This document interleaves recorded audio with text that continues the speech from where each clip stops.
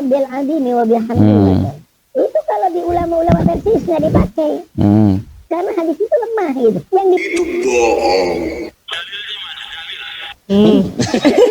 Kok pintermu keblinger toh?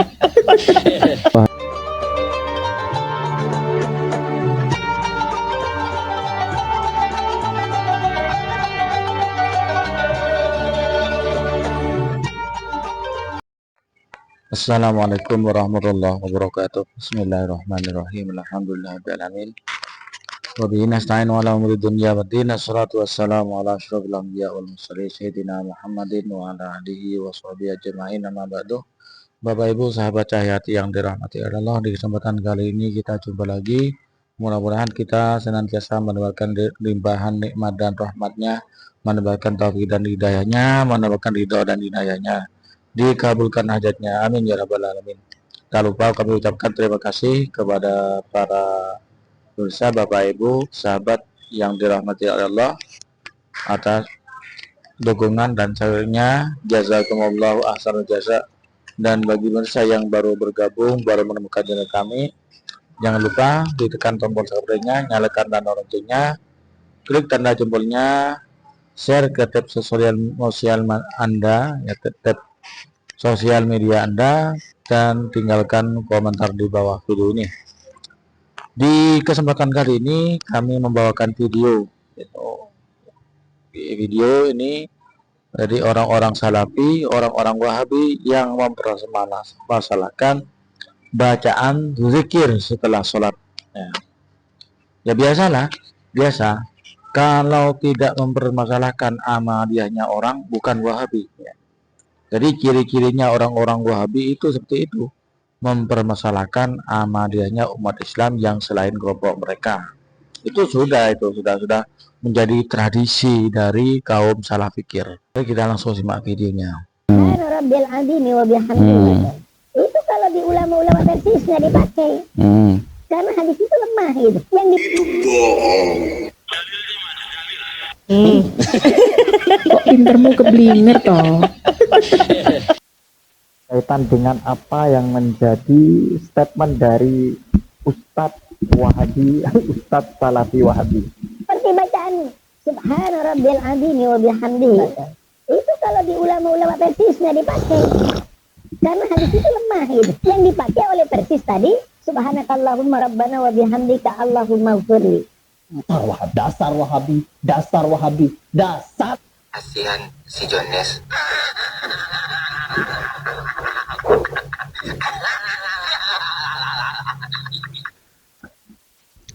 Nah, di situ ya, bacaan-bacaan tasbih dalam sholat itu dipermasalahkan oleh orang-orang yang tak berilmu ini. Padahal ulama-ulama kita sudah menetapkan itu disunahkan, ya. Dan tidak ada masalah bagi ulama-ulama tentang hadis ya. Hadis yang sudah ditetapkan dalam Al-Quran dalam sholat itu tidak mungkin hadis-hadis dhaif yang digunakan ya, karena hadis yang digunakan untuk istimbat hukum itulah hadis-hadis sahih dan hadis-hadis hasan itu ya. Untuk hadis dhaif itu oleh ulama Ahlussunnah wal Jamaah itu digunakan untuk fadhailul a'mal. Nah, bisa digunakan ya. Ya, ini ijma ulama Ahlussunnah wal Jamaah, beda dengan ijma ulama gadungan dari orang-orang salah fikir. Kemudian di sini kita akan bantah dengan fatwa ulamanya sendiri, yaitu fatwanya Imam Ibnu Taimiyah. Bagaimana bacaan tasbih dalam sholat itu menurut ulama mereka sendiri, yaitu Ibnu Taimiyah. Ini bacaan-bacaan dalam ruku dan sujud ya, dalam kitab Fatwa Ibnu Taimiyah. Wa kadzalika at-tasbihu yusabbihu fi ruku'i wa sujudi, dan begitu pula bacaan tasbih dan ruku di dalam ruku dan sujud. Wa qad nuqila anin nabi sallallahu alaihi wasallam annahu kana yaqulu subhana rabbiyal azim wa bihamdi. Ini dalam kitab fatwanya Ibnu Taimiyah, dan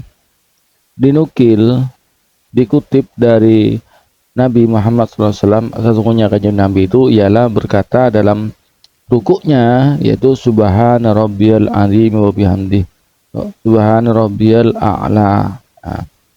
Nah, sekarang mereka berdua Dzulqarnain Maduri ini mengatakan demikian. Apakah dia lebih alim dari Ibnu Taimiyah? Boro-boro lebih alim, dia baca Qur'annya saja kocar kacir, sok mau kritik bacaan tasbih dalam sholat. Wa nahu kana yaqulu subhanakallahumma wa bihamdika Allahumma ighfirli. Dan juga beliau itu dalam sholat membacakan subhanakallahumma wa bihamdika Allahumma ighfirli. Jadi bukan hanya ini, Nabi tidak melulu pada bacaan ini. Tidak hanya subhana rabbiyal azim wa bihamdi, subhana rabbil azim, subhana rabbil a'la, ini tidak itu saja yang dibaca Nabi. Ada tasbih lain yang dibaca oleh Nabi dalam salat tersebut. Wa subhanaka wa bihamdika la ilaha illa anta. Nah, itu. Ini juga yang dibaca Nabi, ya. Wa fi ba'di riwayatin Abi Dawud, dan dalam sebagian riwayatnya Imam Abu Dawud ini subhana rabbil azimi wa bihamdi.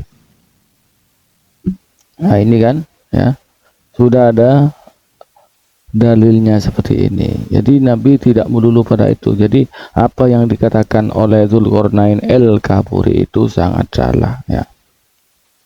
Tidak bisa dijadikan pegangan. Orang bodoh, orang awam itu tidak bisa dijadikan hujah untuk suatu amalan ibadah. Wa fi istihbabi hadir ziyadati an Ahmad riwayatani.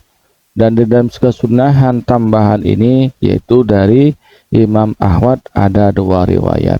Muslim, bahkan dalam kitab Sahih Muslim, an Aisyah anna Rasulullah sallallahu alaihi wasallam kana yaqul fi ruku'ihi wa sujudihi wa subuhun qudusun rabbul malaikati warruh. Nah, ini kan, ini yang dalam kitab Sahih Muslim. Itu dari Sayyidatina Aisyah, Nabi membaca ini. Subuhun, di dalam rukunya beliau membaca subuhun qudusun rabbul malaikati warruh. Kemudian Nabi sunani annahu kana yaqul subhana rabbi subhana razil jabaruti wal malakut wal kibriya wal azamah. Fadi kulluha tasbihatun. Nah, ini adalah bacaan-bacaan tasbih, dan ini adalah bacaan-bacaan tasbih yang dibaca oleh Rasulullah SAW. Apa yang tidak cocok dengan pendapatnya, tidak cocok dengan ajaran Wahabinya, maka hadis apapun itu menjadi dhaif bagi mereka. Bahkan tidak tanggung-tanggung, meskipun sahih, terkadang itu menjadi hadis palsu kalau tidak sesuai dengan agenda Wahabi itu tersendiri, ya. Jadi orang-orang yang tak berilmu, jadi orang-orang Wahabi ini adalah orang-orang yang minim literasi. Kami itu membantah menggunakan dalil, menggunakan referensi.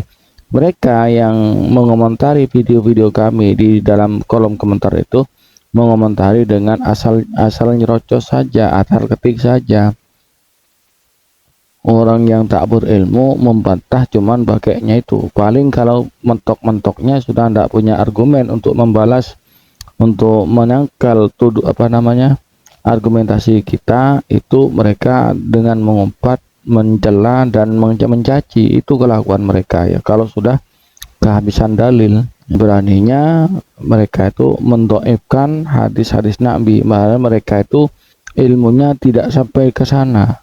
Ilmunya belum cukup untuk mengomentari atau mentashih atau menentukan status hadis tersebut. Bukan bidangnya. Sok-sokan menentukan hadis ini dhaif, hadis ini lemah, itu sok-sokan. Padahal yang ulama-ulama terdahulu yang sudah menentukan status hadis tersebut, ini hadis dhaif, lemah, dan beliau tahu apa saja syarat-syaratnya hadis sahih dan apa saja syarat-syaratnya hadis dhaif, maudhu, dan lain sebagainya. Jadi saya ajak pada pemirsa sekalian, ayo kita ikuti ulama yang benar-benar ulama.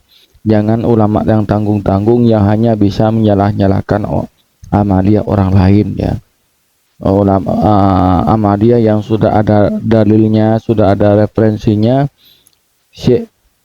itu ulama-ulama kita. Jadi semua yang dilakukan oleh Ahlussunnah wal Jamaah itu sudah ada dalilnya. Tidak sembarangan ulama Ahlussunnah wal Jamaah. Ulama Ahlussunnah wal Jamaah itu bukan ulama kaleng-kaleng. Bapak Ibu sahabat Cahayati, mari jangan sampai tertipu dengan orang-orang salafi. Mereka ya pinter mengarang kata-kata untuk kita terjebak, untuk agar kita terpengaruh, itu pinter mereka. Jadi ya kita harus hati-hati ya. Jangan sampai dengan tertipu dengan mereka. Dan apa yang disampaikan oleh Durgonaid Al-Maduri itu jelas-jelas tidak benar ya. Sudah kami bantah tadi, bahkan itu diambilkan dari kitab ulamanya mereka sendiri ya. Demikianlah konten yang kami persembahkan pada kesempatan kali ini. Mudah-mudahan bermanfaat, menjadi tambahan wawasan bagi kita bersama. Amin ya rabbal alamin. Wassalamualaikum warahmatullahi wabarakatuh.